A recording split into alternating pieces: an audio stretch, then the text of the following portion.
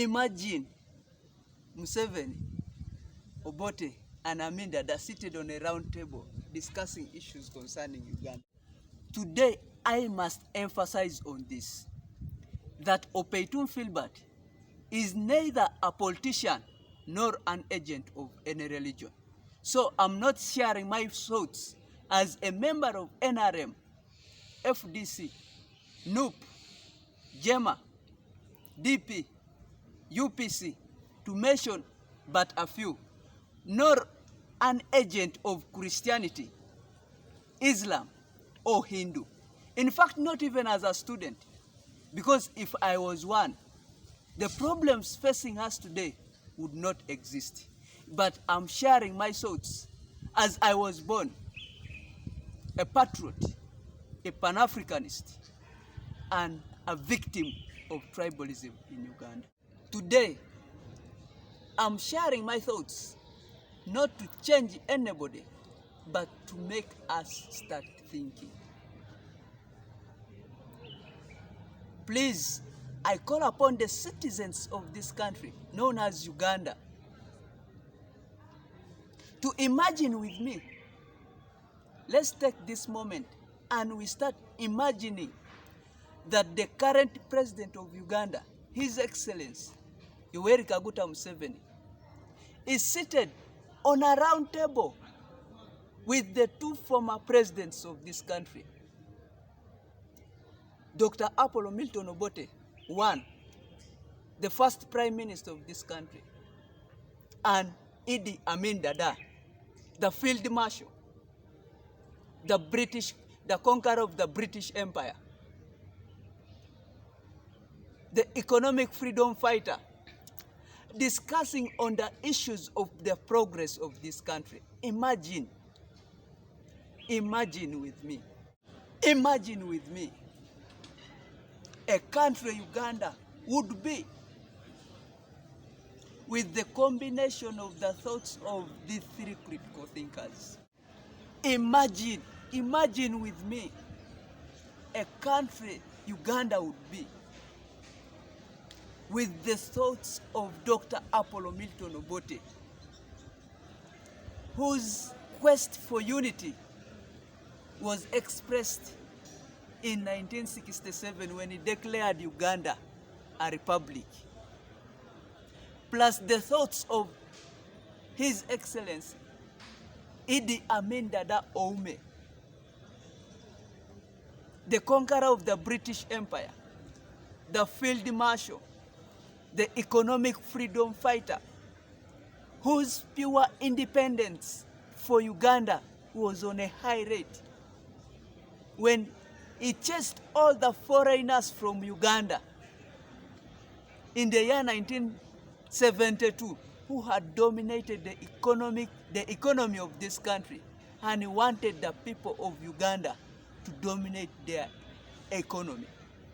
Plus the love for patriotism of President Yoweri Kaguta Museveni, which was expressed in the year 1986 when he took power, when he said that this is not a mere change of guns, but a fundamental change in Uganda. And he said that the terrifying history of Uganda when it comes to transition of power, which is characterized by destruction of property, shedding of blood, and the killing of thousands of Ugandans, will remain as history to the people of Uganda. Imagine a country of greatness like this. I see a country which is self-dependent, unified, prosperous, and progressive in all aspects. A Uganda with the national language, where being a Karamojong, an Itesot, a Sebei, a Mugisu, a Musoga,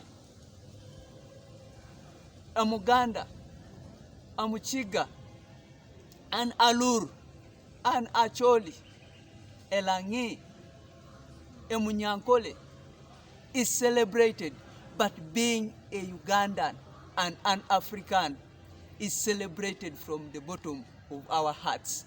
I see that Uganda. I see a Uganda whose rule of law prevails or surpasses the rule of individuals. I see a country whose democracy is practiced with integrity. I see a country which can facilitate its national budget without borrowing from external sources. I see a Uganda whose political leaders are aware of the true meaning of politics, being a question of competition of ideas, but not a question of life and death. I see a country whose political leaders know how one is determined in the field of politics, that one, in the remembrance of the words of the late President of Tanzania, Mwalimu Julius Kambarage Nyerere, may his soul rest in peace, when he said, in politics one is declared successful until his successor succeeds. I see such a Uganda. I look forward to the day in Uganda where rule of law prevails the rule of individuals. Where in our constitution, which is the supreme law of the land, we have a provision of the term limit of the president, which will enable us as Ugandans to have a long list of the retired presidents living in Uganda. And in case the sitting president is confused of any matter, he will be able to seek guidance from the long list of those presidents living in Uganda, which is like a myth in this country. I look forward to that day. I look forward to the day in Uganda where a neutral language is spoken from Karamoja to Teso, to Bugisu, to Acholi, to Lango, to Sebe, to Busoga, to Buganda, to Bunyoro, to Toro, to Rwenzururu, to Ankole, to mention but a few, to ease communication, which is a uniting factor in all relationships on planet Earth, which will enable us to identify our problems and find solutions as a family in affection, living in charity, love, and sharing among ourselves. I look forward to that day. As I conclude, I take this opportunity to remind all African citizens that the time is now we start thinking for ourselves and find solution to our problems, because no one is coming for our rescue.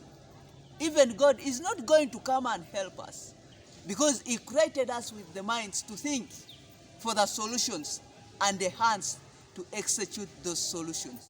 Mother Teresa of Calcutta was right when she said that when you enter into a room which is full of darkness, do not complain of the dirt.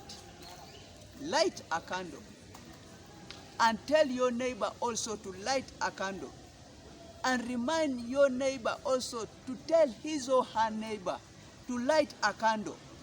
Lo and behold, when all of you have lit the candle, darkness will be conquered.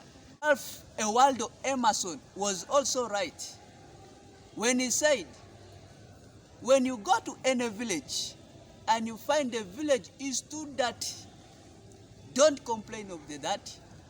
Start by sweeping your front yard. And tell your neighbor also to sweep their front yard. And let your neighbor also tell his or her neighbor to sweep their front yard.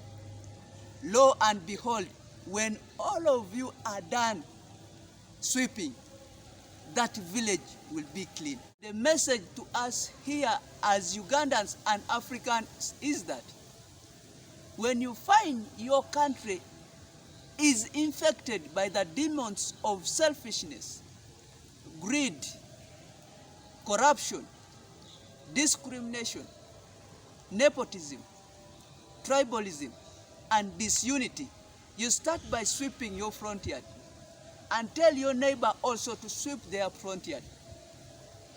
Even though we are impressed with the demands of African Agenda 2063. Thank you for listening. May God bless you abundantly.